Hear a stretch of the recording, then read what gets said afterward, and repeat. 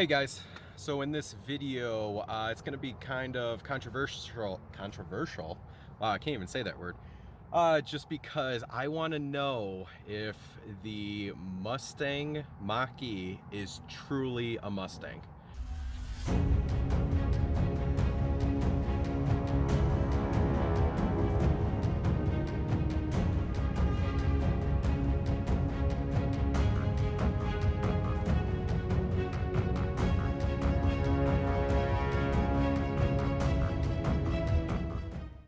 And the reason I say that is because my uncle and I just had a nice little argument about this, and he thinks, you know, obviously a generational difference.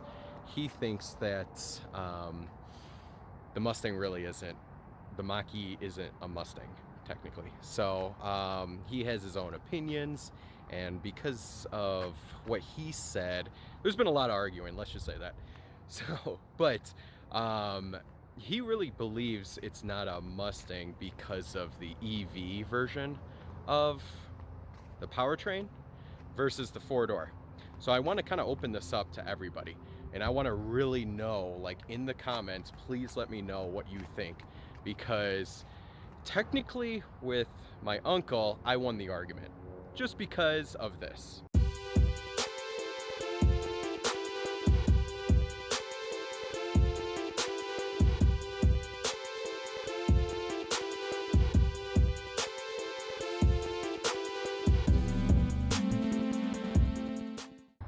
Now, so from my point of view, this is a Mustang because of three specific things. So I kind of had to look this up because I really wanted to understand why people love the Mustang and what it actually represented.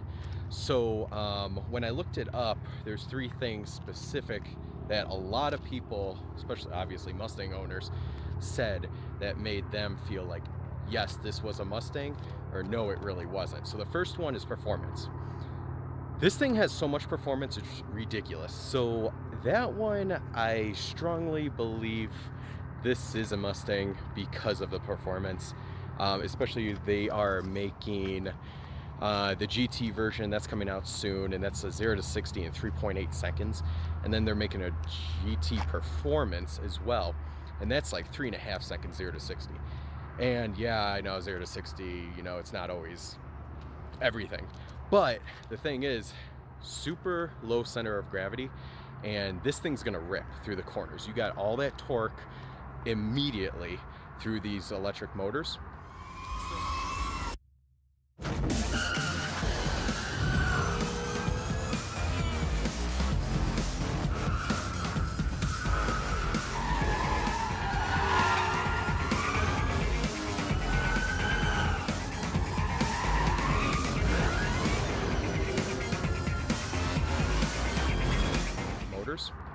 So it's really gonna perform amazing at the track. It's just what it is. I'm sorry. Like, there's just so much performance in this thing, and it's gonna rip.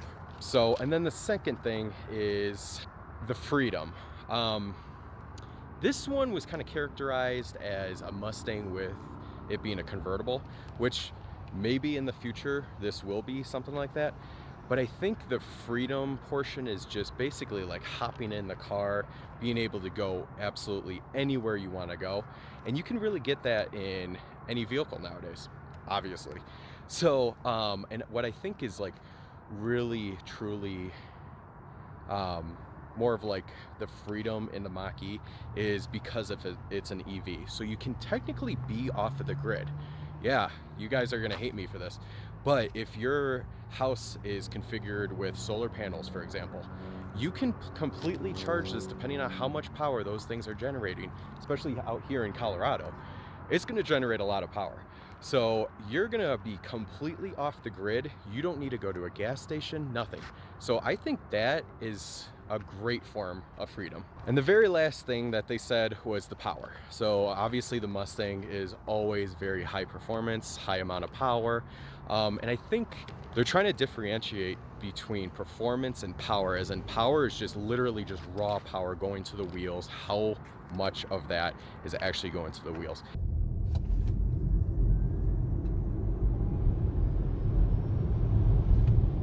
And obviously the Mustang just has a ton of it. The new ones have the 5.0, which put out easily over 400 horsepower. Then you have the GT350 with the Voodoo engine, which is near 500 horsepower. Then of course you got the GT500, which is 700 plus horsepower. Well, these things have a tremendous amount of power too.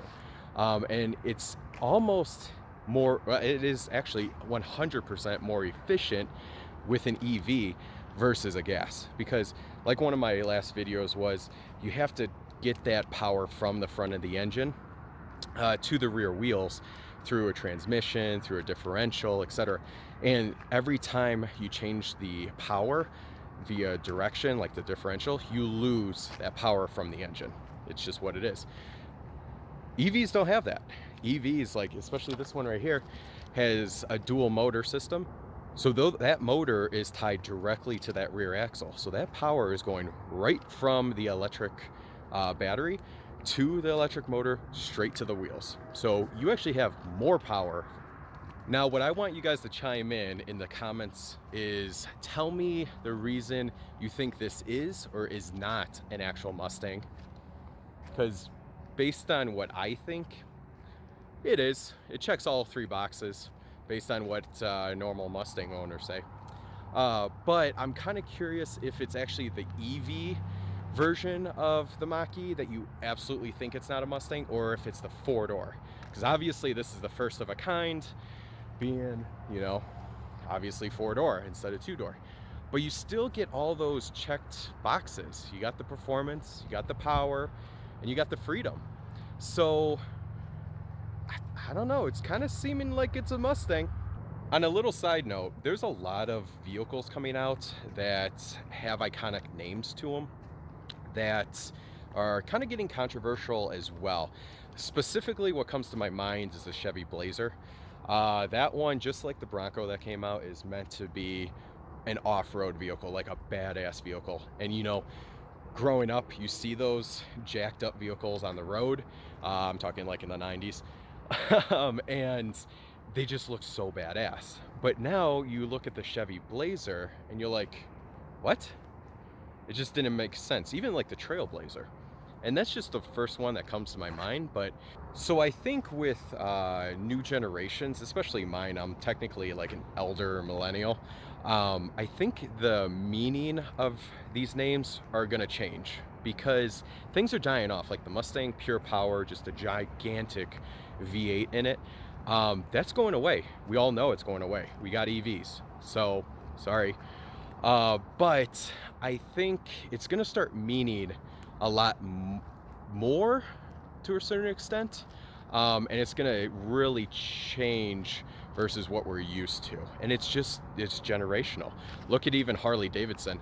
They're big V-twin engines, and now they're making EVs, electric bikes, and they're making electric scooters. They have a new division of that too, just because, you know, generations, it changes.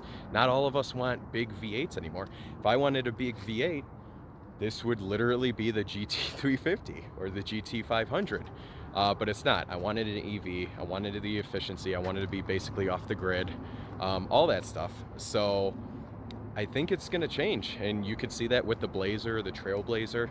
It's just what it is. So with that previous list right here, I think it's going to change to something like this. So we're going to get into a generation of, we want zero emissions, so electric vehicle, hydrogen type systems.